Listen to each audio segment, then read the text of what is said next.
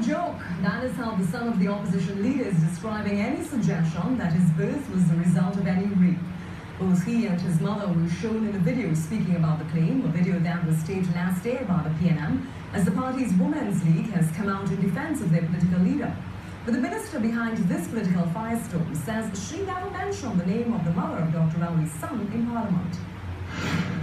If we had an issue, if I had an issue, if my mother had an issue with my birth or my father and so forth,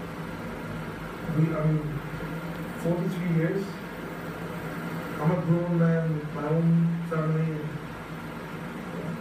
and it's a joke. Garth Alleyne speaking on August 15, 2014 about attempts he said were being made to have his mother, Rosalind Alleyne, sign an affidavit allegedly targeting his father, opposition leader Dr. Keith Rowley. I'm an acknowledged member of my family, he's a blood relative,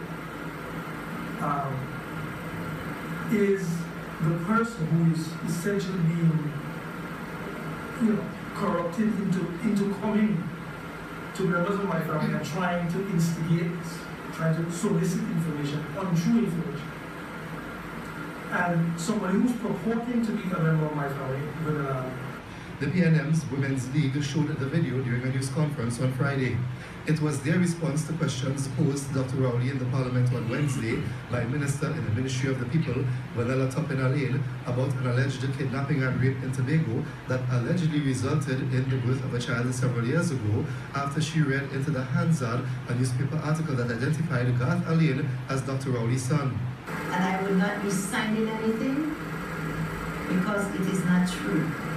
I was never being raped. I was never being forced into anything. So everything that they have said is false. They're saying that they have an affidavit for me to sign just to say yes, so that they can put him in jail, and they are offering money. They even offer family members $25,000 to get me to sign affidavit. Someone in the House, the PNM's Women's League came out in defense of their political leader. Our political leader is an innocent man in all. Mrs. Robinson-Regis said there is a plot by the government to demonize Dr. Rowley. It could not be that this was Vanella Alleyne-Toppin's decision alone. They are all implicated, from the Prime Minister right down. For a member of Parliament to use props like the big photograph that Vanella Alleyne-Toppin had, you have to get the agreement of the Speaker. In a statement issued on Friday evening in response to a Friday Express newspaper article, Minister Alleyne-Toppin's office said the minister, quote, never once mentioned the name of Rosalind Alleyne or any Rosalind in her presentation. An examination of the Hansard records will show, unquote. The statement also said Minister Alleyne-Toppin, quote, never claimed or mentioned that Dr. Rowley had taught Rosalind Alleyne, since again, she never mentioned the name Rosalind Alleyne. The Hansard will bear this out, unquote, and, quote, therefore she could not say she was related to Rosalind Alleyne, unquote. Jewel Brown, TV6 News. Minister of Communications Vasant Barras said in a statement just a short while ago that the government categorically dismisses claims that any member of the People's Partnership government was involved in any attempts to offer inducements to Rosalind Alleyne. And how on earth has Prime Minister Kamla Persad-Bissessar left Vanella Alleyne-Toppin in office? This is the question that Senior Counsel Martin Daly is asking, following her suggestions in Parliament that Dr. Rowley is a child of rape and maybe a rapist himself. In a statement today, Mr. Daly said while others have dealt with the contents of Miss Alleyne-Toppin's gossip, having seen her performance, there is an important issue of principle involved in what she has so recklessly done in Parliament. Mr. Daly said there are very many persons in the society and all over the world who have been born in less than conventional or textbook circumstances.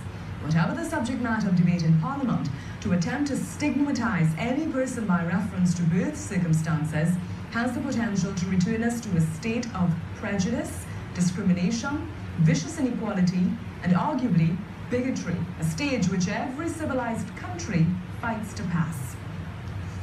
He called on all right-thinking persons to condemn Alleyne-Toppin's statements. Back off. That's the warning from leader of government business, Dr. Rudal Munilal, to individuals and groups, calling for the removal of Minister in the Ministry of the People and Social Development, Vernella Alleyne. Speaking at a key distribution ceremony, Dr. Munilal said he was very proud of Ms. Alleyne-Toppin's presentation in the Parliament on Wednesday. My estimation of her rose. I'm very proud of her. She has raised very pertinent questions. I think people are trying to kill the messenger and not looking at the important questions being raised. Dr. Munilal said Ms. Alleyne-Toppin did not breach parliamentary privilege, as many claim, and did nothing wrong. Mrs. Toppin was within her right to speak and to raise those questions. She was also raising issues in the context of behavior and conduct. She was not talking about the whole world, she was talking about one person. Now to our People Meter, we're asking, do you think Vernella Alleyne-Toppin's statements in Parliament warrant her dismissal as a government minister? To vote, you can text yes or no to the number 4226. We'll bring you the results at the end of this newscast. Coming up on the TV6 News. Vindications.